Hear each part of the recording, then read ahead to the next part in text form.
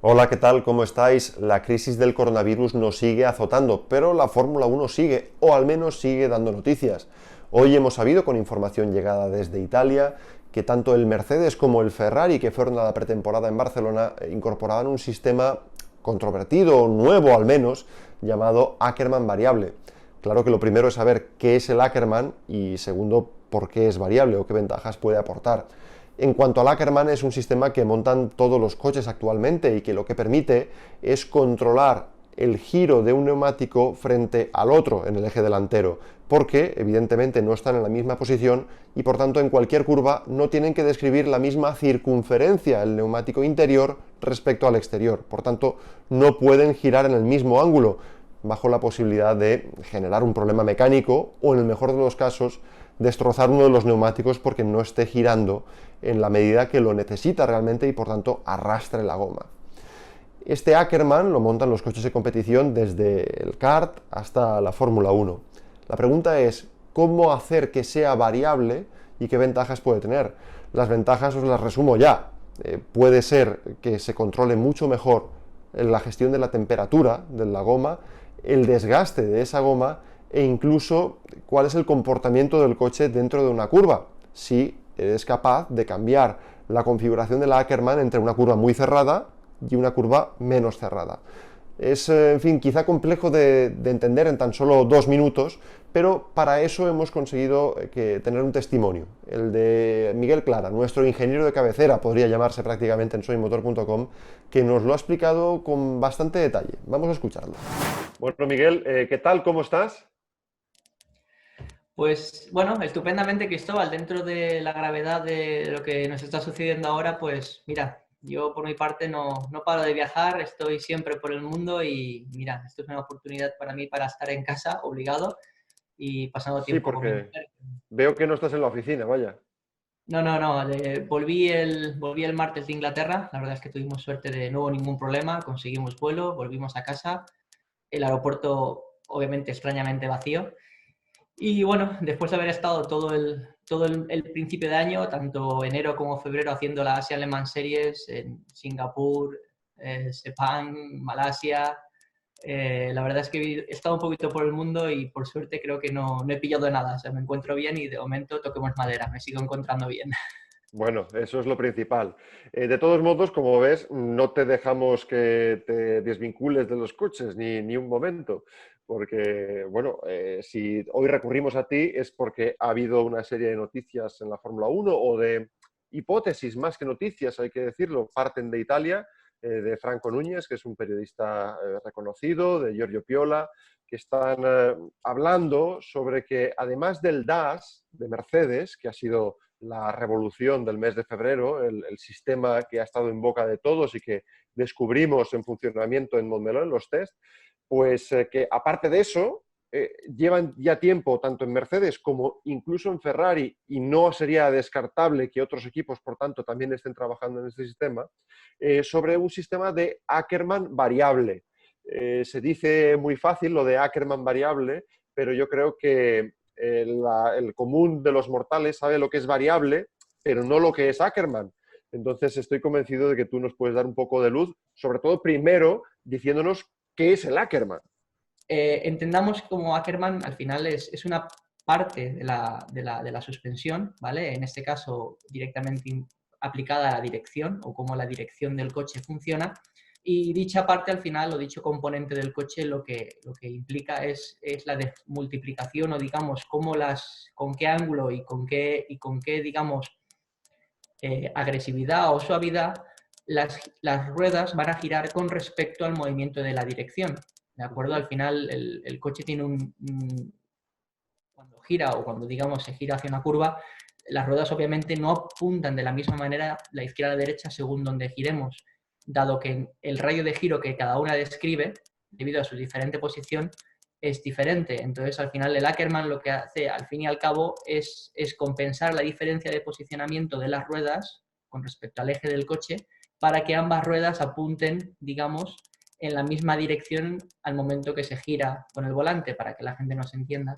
Entonces, bueno, dicha configuración para que nos hagamos una idea, es como otra parte del setup del coche. O sea, no deja de ser algo perfectamente configurable, ¿de acuerdo? Tanto a nivel de diseño, incluso a nivel de trabajo durante el fin de semana. Es decir, en el caso de la Fórmula 1, dado que tenemos una dirección asistida hidráulica, se pueden hacer muchas virguerías porque obviamente el esfuerzo que requiere girar el volante está filtrado por dicho sistema, con lo cual los equipos a nivel cinemático o a nivel de diseño pueden hacer auténticas burradas que sin dicha dirección el piloto sería incapaz ni de girar el volante, dado que dichas configuraciones al final lo que garantizan es el máximo aprovechamiento o el mayor grip mecánico posible, ¿no? Es decir, que el agarre del coche en el tren delantero sea el máximo posible dentro de las limitaciones de diseño que tiene ese sistema o esa suspensión, ¿no? Claro, o sea, por simplificar, Miguel, y para hacer un poco de recapitulación de lo que llevamos dicho hasta ahora, el Ackermann es el sistema que permite que en una curva donde evidentemente la rueda exterior va a tener que hacer más metros y está situada en un lugar distinto que la rueda interior, pues el giro no puede ser exactamente el mismo y el Ackermann permite que sea equivalente, vamos a decir. Y lo que has dicho después en cuanto a la configuración dentro de un Fórmula 1 es que con la asistencia hidráulica de la dirección, pues pueden permitirse configuraciones de Ackermann que en un coche sin dirección asistida no podría ni soñarse. Ni mucho menos, efectivamente. Además, es lo que te comento, no solo a nivel de Ackermann o de dirección, también podemos hablar de caster o también podemos hablar de, ¿sabes? Que en el caso es el avance del neumático. Eso, digamos, está relacionado directamente con el esfuerzo de girar. Pero digamos que el Ackermann muchas veces se relaciona a cómo de directo, o digamos, el Ackermann o la convergencia de dirección, porque también está involucrado con el dash, está muy asociado, por ejemplo, con cómo responde, digamos, el coche a los inputs de dirección. Cuando un coche es muy directo al giro, ¿de acuerdo? Ese simple feeling del piloto que puede quejarse puede ajustarse de una forma bastante rápida con esa configuración de Ackermann, ¿vale? Imaginemos, ¿vale? Que el Ackermann es una pieza pues, que tiene diferentes posiciones y diferentes configuraciones, como os enseñaré ahora dentro de poco, ¿de acuerdo? Y cambiar por 1 o 2 milímetros dicha posición puede afectar de una manera increíble no solo al esfuerzo, sino también a la velocidad o la prontitud con la cual, digamos, un ángulo de giro determinado afectaría al movimiento de las ruedas. ¿De acuerdo? Entonces, bueno, ahora que ya hemos introducido un poco todo, digamos que, y hay una palabra clave que también está relacionada con el Ackermann, es el slip angle. Esa palabra la escucharemos muy a menudo y empezaremos cada vez a oír más de ella conforme la relacionamos con Ackermann. Porque al final el trabajar sobre la dirección o el hecho que de repente la dirección sea tan importante es porque hay una cosa llamada el slip angle del neumático que es básicamente qué ángulo de giro o sobre qué ángulo de giro máximo mi neumático puede trabajar de forma óptima. ¿Vale? Al final, todos estos sistemas, desde mi punto de vista, están implementados para la gestión pura de neumático. ¿Vale? Hablamos de coches que pasan de un ritmo de clasificación a un ritmo de carrera muy inferior. Hablamos de coches que van entre 9 e incluso 10 segundos más lento. Hablamos de gestión de goma pura y dura, ¿no? Y no solo en el caso del dash, que estaría, digamos, centrado en la regulación, digamos, en cómo regular la máxima temperatura del neumático, es decir, cuando tengo un exceso de temperatura, reduzco la convergencia en las rectas para que dicha temperatura descienda cada vez que el neumático va en línea recta. O sea, entendamos que cuando el neumático deja de girar o deja de estar en apoyo en una curva, se enfría. ¿De acuerdo? Y si además reduzco la convergencia, se enfría aún más. Cuanto más paralelo, digamos, menos temperatura, ¿verdad? Efectivamente. Menos temperatura o, no menos temperatura, más rápido lo voy a enfriar. ¿De acuerdo? Pues en el caso del Ackermann es optimización pura y dura de ese slip angle.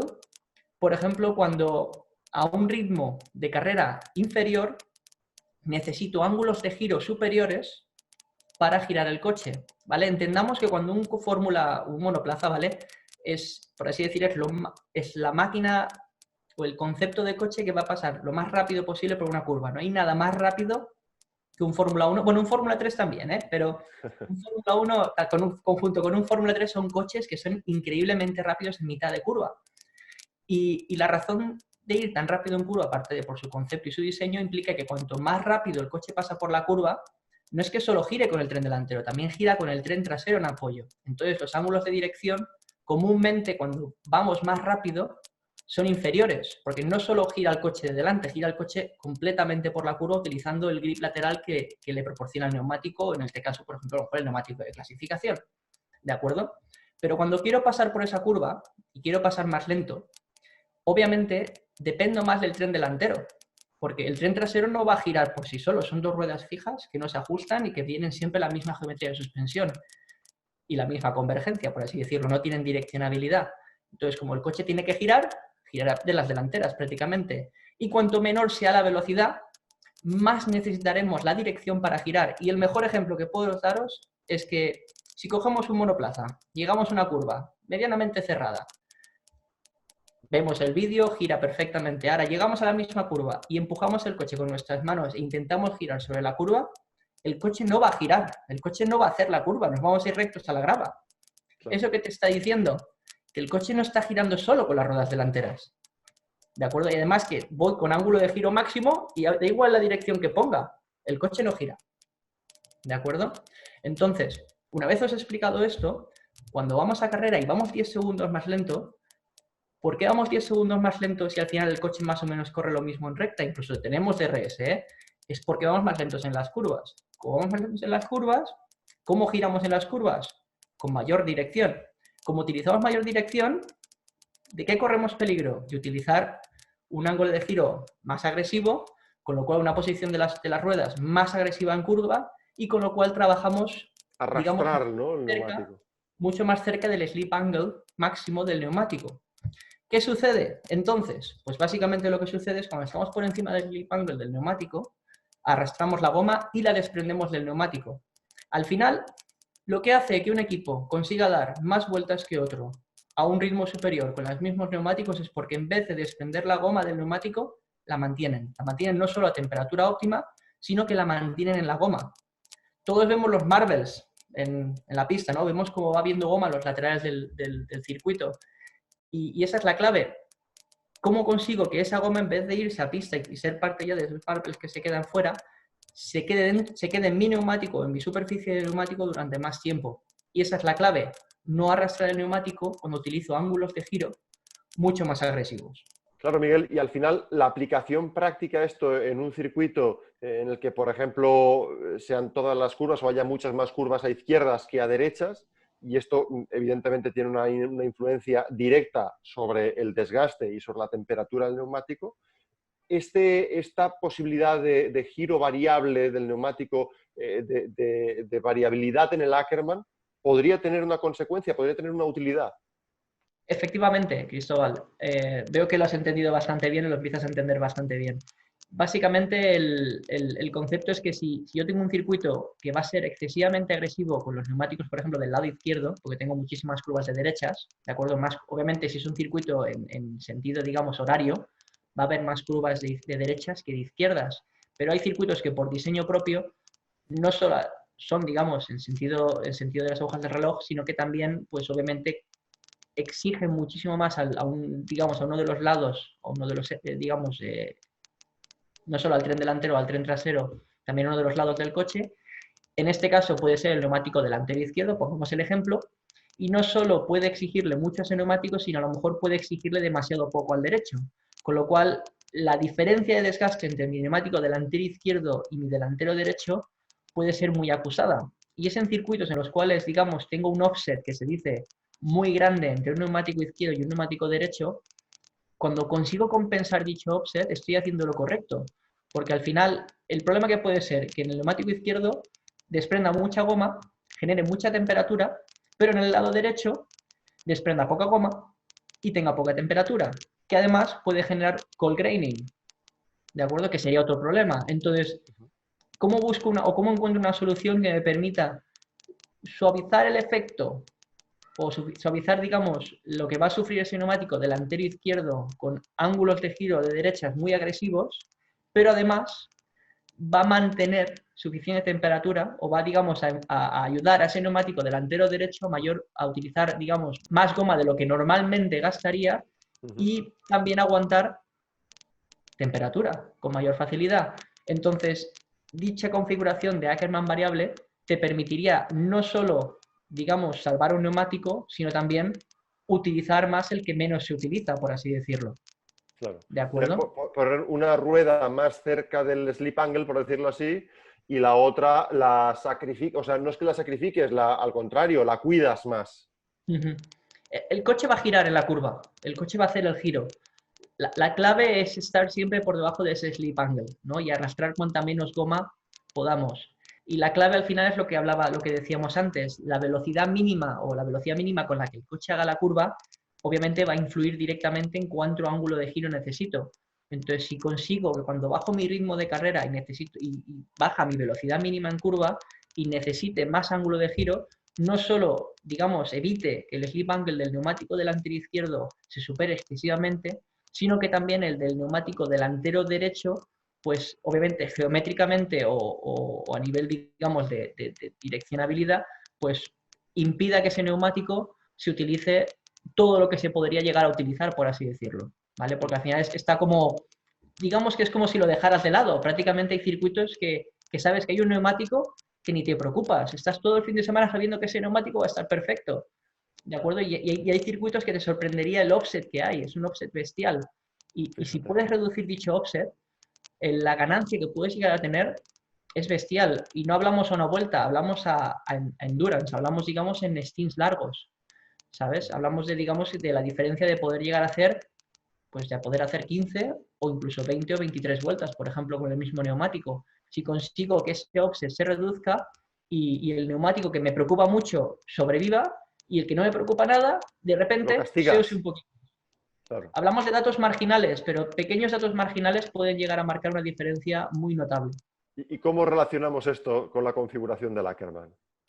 Pues, a ver, eso es lo complicado. A ver, cómo tú me lo has preguntado antes y yo le estoy dando al coco de cómo narices o cómo podríamos, digamos, conseguir que kinemáticamente un sistema, digamos, un sistema independiente de la activación o de la interacción del piloto, porque mira, hablamos de sistemas que... Pasivo y además Exacto. que solo ataña la dirección, porque si hay una suspensión mínimamente activa es ilegal inmediatamente. ¿Cómo conseguimos que un sistema así no tenga una interacción de un software, de un cálculo o de un motor eléctrico que lo actúe, ¿no?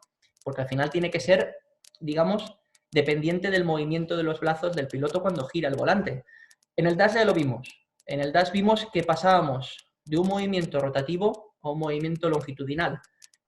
Y dicho movimiento longitudinal afectaba la convergencia de los neumáticos delanteros.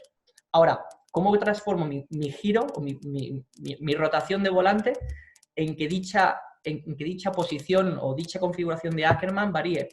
Pues a mí lo que se me ocurre es un sistema de violeta que transformaría. Os voy a poner una imagen para que os parezca un poquito más explicativa. Bueno, esto es, digamos, el desglose de un sistema de dirección de un monoplaza, ¿no? Esto, digamos, no es un Fórmula 1, con lo cual es un poquito más sencillo. Vamos digamos, a los conceptos básicos, pero si veis mi cursor, obviamente vemos el volante, la caña de dirección, ¿de acuerdo? Que tiene un punto intermedio aquí, obviamente, para conectar con la otra parte de la caña que va hasta la caja de dirección, ¿de acuerdo? Y la caja de dirección es la que se encarga, como vemos aquí abajo, se conecta con el ball joint y con la violeta de dirección que va hasta nuestro famoso Ackermann, que es esta pieza que os estoy enseñando aquí, ¿de acuerdo? Esta pequeña piececita arriba de la mangueta es el Ackermann, ¿de acuerdo? Entonces, como vemos, si deslizamos un poquito más para abajo, esta caña de dirección, que aquí está, digamos, totalmente despiezada, se conecta con el ball joint que se conecta a la violeta. Y eso básicamente, como vemos en esta imagen, es un movimiento transversal de una única dimensión. ¿De acuerdo? Es decir, una única dimensión significa que se mueve sobre el mismo eje. ¿De acuerdo? La caña de dirección tiene un eje en el cual se Izquierda o mueve derecha, no hay más. No hay más, izquierda y derecha. Entonces, si os fijáis aquí arriba, obviamente la unión entre el ball joint y la violeta de dirección es rígida. Aquí iría una rosca, que no la veis, os iría enroscado aquí con esa tuerca para bloquearlo. Y digamos que esa violeta, vamos, está conectada con ese Ackermann y ya está. Son dos puntos fijos. Pero si consigo que entre este punto de aquí, entre el ball joint y esta unión de la vileta, haya una guía o digamos, una deslizadera que podría ser una pieza adyacente, digamos, al lateral del chasis, ¿vale? Podría incluso montarse, digamos, relativamente de forma externa al chasis, porque al final están relativamente cubiertos con fibra y hay un poquito de espacio. Bueno, Fórmula 1 espacio, lo minimizan El bastante, justo. pero básicamente con una guía que, digamos, permitiera un movimiento en dos ejes, un eje transversal y un eje longitudinal, con un rodamiento intermedio, dicha violeta permitiría que a un ángulo o a un giro determinado de volante, dicha guía tendría un recorrido en dos dimensiones. En una dimensión, la original, que sería la transversal, y en otra longitudinal. Con lo cual, la posición entre el final de la caña, el final de la caja de dirección, y el Ackermann variaría en... A ver, hablamos de milímetros otra vez, no hablamos de grandes distancias. Podemos hablar de que, pues a lo mejor, entre a lo mejor 1, 2, 3 milímetros máximo. No se me ocurre quizá más, porque obviamente las tolerancias son muy pequeñas en estos aspectos. Y os sorprendería cómo un pequeño cambio de milímetros puede afectar increíblemente al efecto de la dirección. Claro, porque de alguna manera cambia la geometría de una forma notable. Si la cambias al principio, donde está el ball joint, hasta que llegas a la rueda, por pura palanca, digamos, el movimiento se multiplica, es mayor. Efectivamente, efectivamente. Y os pongo un ejemplo para que os hagáis una idea. Y es que si seguimos deslizando hacia abajo, vemos una pequeña explicación, ¿vale? De dos configuraciones que en este caso este coche tiene, este monoplaza, ¿no? Este es el ball joint que el coche incorpora estándar, ¿de acuerdo? Como os digo, ¿ves? Esto es un vástago que lleva una rosca, donde se enrosca, digamos, la vileta de dirección. Y este estándar, a la versión low effort, que se utilizaba en Mónaco, si os fijáis, son prácticamente iguales, pero hay una pequeña diferencia en cuánta distancia hay en el ball joint. Pues esta pequeña diferencia, que es de en torno a 1,5 milímetros, tiene un efecto, como vemos aquí arriba en esta tabla, de una diferencia de 40% de esfuerzo. Cambia el steering ratio, que es cuánto gira la dirección por cada ángulo digamos, el giro del volante, aumenta de 14 a 15,9. El caster trail, aquí ya nos metemos en algunas definiciones un poco más complicadas, ¿vale? Pero el resumen, para que todo el mundo se lo imagine, básicamente es que cuando pongo la low effort, básicamente necesito mucho menos energía o mucha menos fuerza para girar la dirección y además giro más. Para el mismo ángulo de giro, tengo mucho más ángulo de giro de la rueda, con lo cual en un circuito como Mónaco, que necesita ese ángulo de giro, es una solución mucho más eficiente, porque si para el mismo ángulo de giro me cuesta menos y giro más, son todo ganancias, ¿no? Pero en cambio, si nos vamos a un circuito de curvas rápidas o de curvas muy rápidas, obviamente lo que no quiero es una dirección que sea excesivamente blanda o muy fácil de girar y además que tenga un efecto excesivo en la dirección, con lo cual en un circuito de curvas rápidas quiero una dirección un poquito menos sensible al giro, un poquito más, digamos, afianzada y con un recorrido un poquito más limitado. Claro, tengo que decir que este fenómeno normalmente ya lo decimos en las retransmisiones de la Fórmula 2, por ejemplo, que es el único circuito en el que se cambia esa configuración, decíamos configuración de Ackermann, y en realidad lo que cambia es ese ball joint que es 1,5 milímetros más corto o más largo que el estándar. Y con ese pequeño cambio, en Loebs, por ejemplo, se conseguía con menor ángulo de giro conseguir hacer la curva, porque de otro modo tendrían que cambiar las manos, quizá con la configuración básica, ¿no? O estándar. Claro, yo para que te das una idea, la manera que tengo al final de entender todo este paquete, ¿vale? Porque al final esto de Mercedes no es una única idea, ¿vale? Es un paquete de ideas, ¿de acuerdo? Que además también va incorporada con el push rod, que no sé si recordarás, fue algo también, un tema muy hablado en Mónaco, cuando de repente vieron que cuando hacían ángulo máximo de giro, de repente la rueda hacía... subía. Efectivamente. Y eso fue otro... Todo el mundo empezó a decir, ostras, ¿pero qué hace esa rueda? ¿Qué sucede ahí? Efectivamente, volvemos a lo mismo.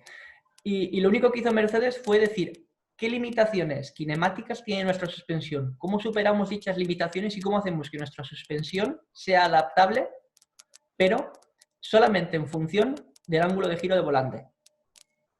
¿De acuerdo? Y pienso que al final tanto el dash como, ¿cómo llaman a este sistema nuevo? El de la dileta dirección. Ackermann variable. Creo que era AAVS o AAV o VAA, están todavía buscándole nombre. Seguimos buscando nombres, ¿vale? Pero Eso. al final yo lo veo como un paquete que al final en Mercedes se han comido la cabeza, la verdad, para no solo tener una idea única, sino es como un paquete de ideas, ¿no? Es como un grupo de trabajo en el tren delantero que de lo que se está centrando es de decir, señores, tengamos la mente abierta y intentamos superar las limitaciones que nuestro sistema tiene, porque al final todo el sistema de dirección, entendamos que la geometría o cómo jugamos con dicha geometría, no todo es gratis, por así decirlo. O sea, no existe la suspensión perfecta. Al final es un compromiso, ¿vale? Y cuando, digamos, quieres demasiado de una parte, pierdes de otra. Cuando consigues demasiado por un lado, pierdes de otro, ¿de acuerdo? Y dichas limitaciones son las que al final definen tu suspensión o tu paquete final. Y en el caso de Mercedes, gracias a estas soluciones, pueden superar dichas limitaciones y utilizar geometrías o cinemáticas de suspensión que en otros equipos, al no tener, digamos, un sistema que se adapte al ángulo de giro del volante por parte del piloto, pues están limitados mucho antes. Claro. Hablan, Miguel, de un equipo de 7 u 8 personas dedicadas durante meses exclusivamente a desarrollar este sistema, ¿no? Que es algo que les rondaba la cabeza y ¿cómo lo hacemos? Pues oye, lo hacemos con 7 u 8 tíos exclusivamente dedicados a eso. Efectivamente, y al final no me extrañaría que sea el mismo grupo, el mismo equipo de desarrollo el que ha hecho todas estas soluciones, ¿de acuerdo? Al final lo único que han hecho ha sido sentarse delante y seguir y darle y pensar y seguir diseñando hasta que obviamente han encontrado viabilidad para todos estos sistemas, porque es como el Dash. El Dash no solo, a ver, lo que más me sorprende del Dash no es el sistema como tal o lo que hace el sistema.